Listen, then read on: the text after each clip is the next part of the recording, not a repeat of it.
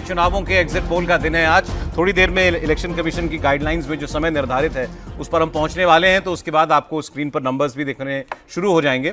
और ज़्यादा दिलचस्पी लोगों की, आप सबकी, पश्चिम बंगाल के चुनाव में है कि क्या ममता बनर्जी 15 साल के बाद सत्ता से बाहर जा रही हैं, और कि बीजेपी जिसने पिछली बार 200 पार का नारा दिया, वो पिछली बार ना सही इस बार कम से कम 150 पार होगी कि नहीं होगी, मेजॉरिटी मार्क के पार जाएगी कि नहीं जाएगी। स्टूडियो में प्रदीप जी हमारे साथ हैं, रोहित तिवारी जी हमारे साथ हैं, देवेंद्र पराशर हैं, आलोक मेहता जी हैं, अजीत द्विवेदी जी हैं, प्राची हमारे साथ हैं। कई मुद्दों पर हम पिछले 1 घंटे से चर्चा कर रहे हैं। इसमें एक बहुत बड़ी बात जो हमने डिस्कशन में अभी आई कि बीजेपी हिंदू वोट बढ़ाएगी तो बीजेपी जीतेगी। ये सिंपल मैथ है बीजेपी के लिए, लेकिन उसके पीछे की तैयारी अलग अलग तलों पर, अलग अलग लेवल्स पर की जा रही होगी। रूही, आप मुझे बताएं, जो ये जितना घुसपैठिया, SIR, ये जो कार्ड्स चले गए, खुलकर पोलराइजेशन की उम्मीद बीजेपी को थी कि भाई इससे हिंदू वोट जुड़े हमारे पीछे खड़ा हो, वो होता हुआ आपको दिखाई दिया? बीजेपी कब खुल के पोलराइजेशन नहीं करती है, उनकी तो पॉलिटिक्स ही खुल के पोलराइजेशन पे बेस्ड है, सिर्फ पश्चिम बंगाल की बात नहीं है ये। लेकिन ये बात सच है कि जो इन्फिल्ट्रेटर का मुद्दा है, जिसे वो इन्फिल्ट्रेटर कहते हैं, या आप इलीगल इमिग्रेंट्स जिसका मुद्दा है, चाहे असम में हो चाहे बंगाल में हो, उन्होंने उसको पूरा हिंदू मुस्लिम मुद्दा बना दिया। क्योंकि मैं मेरे जड़ है असम में, मेरा मदर टंग है असमीज, मैं बता सकती हूँ कि असम में कभी ये हिंदू मुस्लिम का मुद्दा कभी नहीं था। ये असमीज वर्सेस नॉन असमीज का मुद्दा था, एथनिसिटी का मुद्दा था। तो मारवाड़ियों को भी अल्फा ने टारगेट किया था, बिहारियों को भी अल्फा ने टारगेट किया था, all non Assamese Bengali Hindus को भी टारगेट किया था।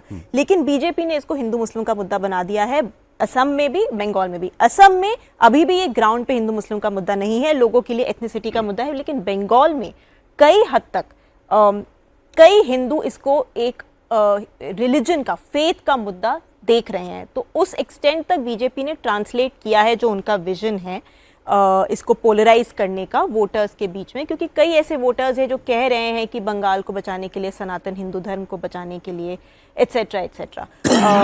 तो मुझे लगता है असम से ज़्यादा बंगाल में ये हिंदू मुस्लिम का मुद्दा बना है, जो ये इलीगल इमिग्रेंट्स का जो मुद्दा है। और SIR का जहाँ तक सवाल है, देखिए वो अलग अलग तरीके से ग्राउंड पे वर्क कर रहा है। जिनका नाम आ गया उनको कोई फर्क नहीं पड़ता, वो इसके बारे में बात ही नहीं कर रहे, उनके लिए मुद्दा ही नहीं है। लेकिन जिनका नहीं आया है उनमें डेफिनेटली रिजेंटमेंट है। और मेरा SIR पे ये व्यू है कि SIR आप कीजिए, ज़रूर कीजिए, ऐसी एक्सरसाइज ज़रूरी है जब आपका वोटर लिस्ट क्लीन आउट हो, लेकिन इलेक्शन के इतना पहले मत कीजिए ना। आप टाइमिंग तो SIR की आपको देखनी चाहिए। ऐसे नहीं कर सकते कि आप किसी को टाइम ही नहीं दे रहे हैं अपील करने का, उनको क्लोजर मिलने का, उनको सही तरह से समझ आने का कि क्या करना है आगे, क्या नहीं करना है। तो जो ये SIR का मुद्दा है, ये एक जिनका नहीं नाम आया है वो डेफिनेटली बीजेपी और इलेक्शन कमीशन को ब्लेम कर रहे हैं। ज्यादातर ऑफ कोर्स माइनॉरिटी कम्युनिटी में ही। आपने कहा कि हिंदुओं का एक वर्ग ऐसा है जो वाकई हिंदू सनातन उससे उस प्रेरणा से वोट करने जा रहा है। जी देवेंद्र। और सर, इसमें बंगाल के इलेक्शन के इस बार को अगर आप देखें तो क्या PM मोदी, गृहमंत्री अमित शाह या बीजेपी किसी नेता का आपको उस तरह का बयान दिखा जिससे आप ये कहें कि हाँ ये पोलराइज करने के लिए दिया गया था? रादर बीजेपी की स्ट्रेटजी ये थी बंगाल में कि बंगाल में बांग्लादेश में जो कुछ हुआ उसका असर बंगाल के हिंदुओं पे ना पड़ा हो, ये हो नहीं सकता। तो उस कंडीशन में बहुत कुछ इधर से ऐसी बातें नहीं कहनी है जिससे इलेक्शन का नैरेटिव खराब हो। और आप देखें तो अधिकांश नेताओं का आप स्पीच उठा के देखें, उनके इंटरव्यू देखें, उनके पब्लिक डिस्कोर्स को देखें अगर, तो उसमें डेवलपमेंट को सेंटर में रखा जा रहा था। बीजेपी ये जानती थी कि जो मुस्लिम वोट है वो उनके पास नहीं आने जा रहा है, लेकिन बंगाल का जो हिंदू है और वो उत्तर प्रदेश का जो हिंदू होगा या बिहार का या गुजरात का या महाराष्ट्र का, वहाँ से थोड़ा अलग सोचता है, वहाँ की प्रथाएं अलग हैं, अलग परंपरा है। तो उस कल्चर के हिसाब से बीजेपी ने इस इलेक्शन को उस स्ट्रेटजी में ढाला था।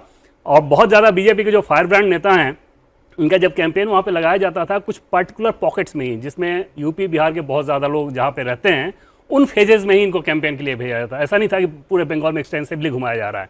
तो ये सारी स्ट्रेटजी बीजेपी पिछले चुनाव से सबक लेके सीखी थी। 2021 के विधानसभा चुनाव में उनके नैरेटिव की बात करें, इस बार के विधानसभा चुनाव को अगर आप देखें तो उसमें एक बड़ा फर्क है। जैसे अभी एक जो तस्वीर चल रही थी स्क्रीन पे उसको फिर ले लीजिए। शुभेंदु अधिकारी तो खुलकर ये काम कर रहे हैं, हिंदू हिंदू हिंदू हिंदू, वो लगातार उसमें एक चीज जैसे आज भी वो यही कह रहे हैं, सब हिंदू एक हो जाओ, सब हिंदू एक हो जाओ। मैं ये कह रहा हूँ जैसे एक होना हिंदुओं की बात करना, दूसरा मुस्लिम के खिलाफ आप कुछ उस तरह के बयान, शमशान कब्रिस्तान, ये वो सब नहीं किया गया। हिंदू सनातन हिंदू वोट एकजुट करना। मैं एक बात जोड़ दूं, की जो बात है रूही की बात सही है, ये कि ये सनातन की ओर थोड़ा सा झुका है, लोग इस रूप में देख भी रहे हैं। लेकिन एक और इशू है, जो स्थानीय लोग हैं उनको लग रहा है कि ये हमारे संसाधनों पर कब्जा कर रहे हैं। जो सरकारी स्कीम्स का फायदा हमको मिलना चाहिए था वो इनके पास भी जा रहा है, तो हमारा हिस्सा कम हो रहा है। इसकी वजह से भी घुसपैठियों से नाराजगी है। ममता बनर्जी उनको प्रोटेक्ट कर रही हैं, इसलिए नाराजगी और ज्यादा बढ़ती है। हिंदू वाले मुद्दे पर सौरभ जी एक बात जोड़ें, जो अभी रूही जी जो असम की जिक्र किया, नॉर्थ ईस्ट में, बंगाल में जो साइलेंट, जिसको कहते हैं साइलेंट ऑपरेशंस भी कहें, नॉर्थ ईस्ट में मैंने 80 के दशक से जो आरएसएस काम कर रहा था, इस बार वो भी देखना होगा। जो हो सका उसकी चर्चा ज़्यादा नहीं आती है, लेकिन मैं नहीं मान सकता कि असम में यदि बहुत सालों से जो किया गया था उसका लाभ मिला है बीजेपी को।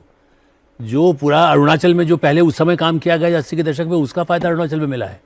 मिजोरम में, उन राज्यों में, नॉर्थ ईस्ट में लगातार संघ के लोग, और उस समय आपको आश्चर्य होगा, इंदिरा गांधी भी मिशनरीज को काउंटर करने के लिए, सीआईए को काउंटर करने के लिए इनडायरेक्टली, विशेष नारायण सिंह गवर्नर थे और इनडायरेक्टली वो उन लोगों को मदद करते थे कि कम से कम इनको, जो विदेशी ताकतें हैं, इस बार भी इसीलिए मेरा मानना है कि जब हिंदू हिंदू आप कहते हैं, ये ठीक है कि नाराज किसी को न किया जाए, ये ध्यान रखा गया, लेकिन वो लोग वर्षों से वहाँ काम किए हैं। बंगाल में भी किया होगा, मतलब ठीक है आरएसएस नाराज है, कुछ जो नाराज है ऊपर से, लेकिन जो नीचे जो उनका काडर है, जो बीजेपी में भी आ गया या बीजेपी के बाहर है या वैसे हिंदू मानता है, इसलिए उसको ये पूरे माइक्रो, जिसकी ये चक्रा कर रहे हैं, माइक्रो ही करते हैं। अमित शाह यदि पन्ना प्रमुख की बात करके नगर पालिका से राष्ट्र के गृह मंत्री बने हैं या मोदी बने हैं, माइक्रो मैनेजमेंट में ही उन्होंने गुजरात के कठिन पूरे उस इलाके को जिस ढंग से, उसके बाद भी सारी 2000 उसकी घटनाओं के बाद भी जितना आगे बढ़ा है, और कल नगर निगम के चुनाव तक भी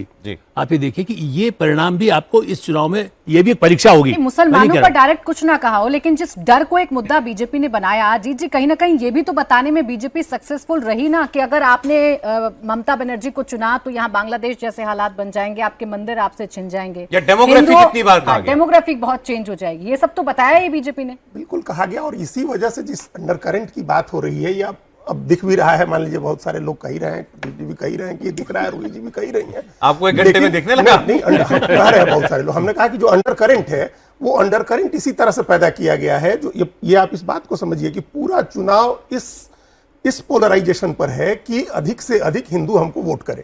शुभेंदु अधिकारी ने बार बार कहा, पहले चरण में उन्होंने कहा कि 85% हिंदू हमको वोट दे रहा है। हमने कहा कि 85% छोड़िए, 70% दे देगा तो आप चुनाव जीत जाएगा, 49% वोट हो जाएगा। अभी आज उन्होंने कहा कि सब हिंदू बीजेपी को वोट दे रहा है। तो ये शुरू से थी, और ये बात आप समझिए कि जिस दिन चुनाव घोषणा से एक दिन पहले, मतलब 16 मार्च को चुनाव की घोषणा हुई है, 15 मार्च को प्रधानमंत्री की जो सभा थी उसमें उन्होंने कहा कि अगर इस बार बीजेपी नहीं जीती तो बंगाल में हिंदू अल्पसंख्यक हो जाएगा।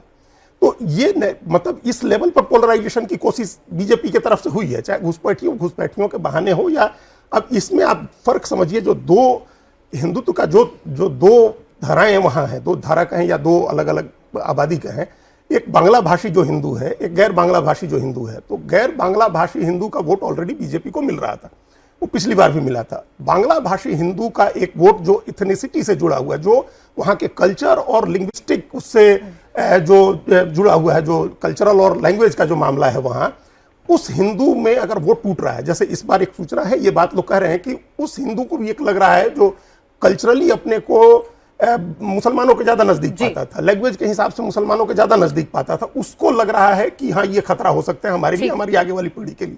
उसमें अगर टूट होती है, वो वोट अगर बीजेपी की तरफ आता है, एक इन जनरल उस सेंस में कि हिंदू वोट देना है प्रधानमंत्री